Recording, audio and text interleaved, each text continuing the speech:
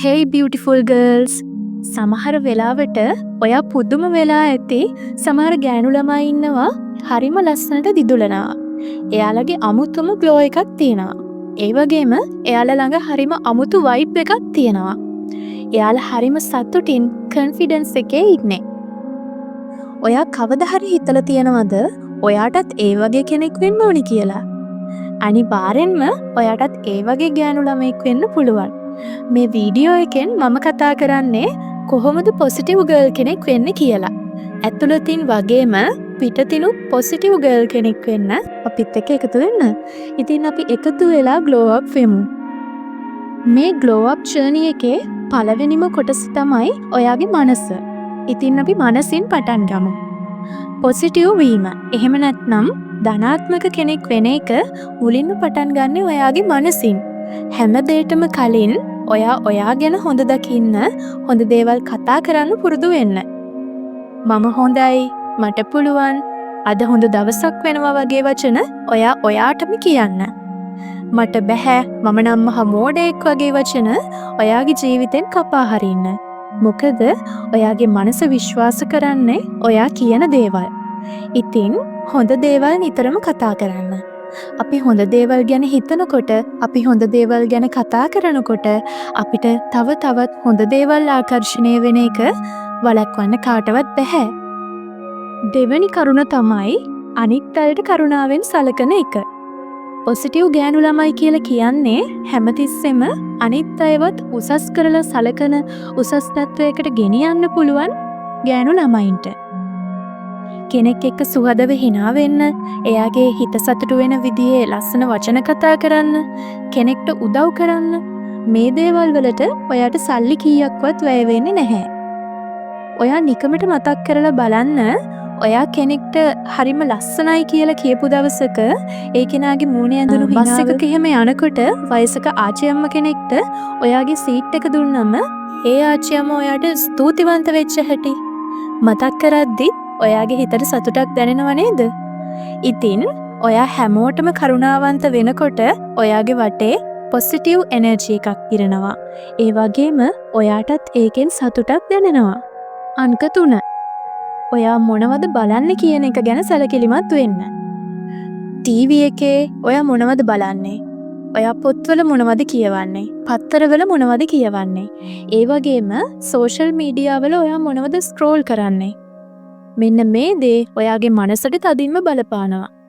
ඉතින් ඔයාගේ මනසට නරක විදිහට බලපාන ටොක්සික් පේජස්, ගොසිප් සයිට්ස් මේ වගේ දේවල් අන්ෆලෝ කරන්න.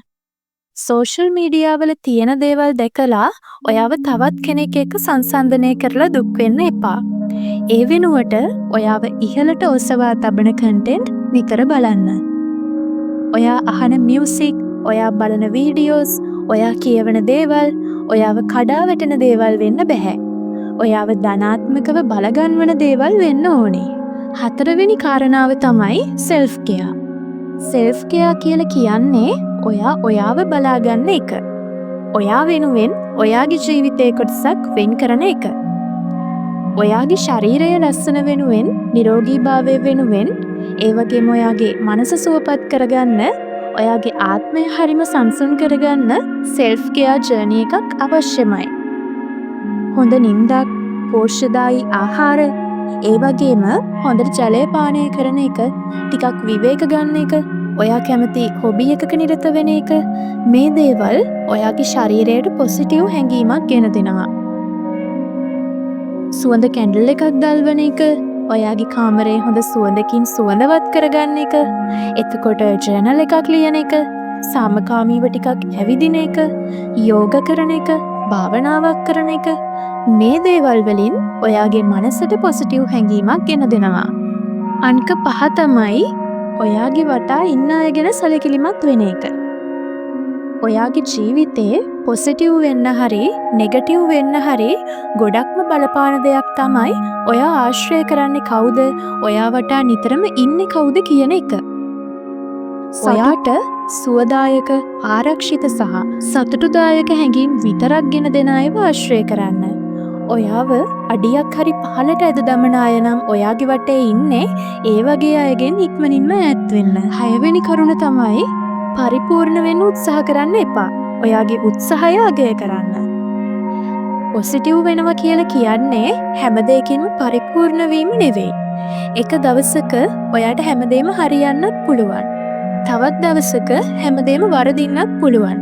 ඒක හරිම සාමාන්‍ය දෙයක්. ඔයා යම් දෙයක් කරන්න උත්සාහ කළා කියලා සතුටු වෙන්න. ඒ වගේම ඔයා ලබන පුංචි ජයග්‍රහණ ලොකුවට සමරන්න පුරුදු වෙන්න. හැමදේම පරිපූර්ණ වෙන්න අවශ්‍ය නැහැ. හැබැයි උත්සාහය කියන දේ හරිම බලවත්.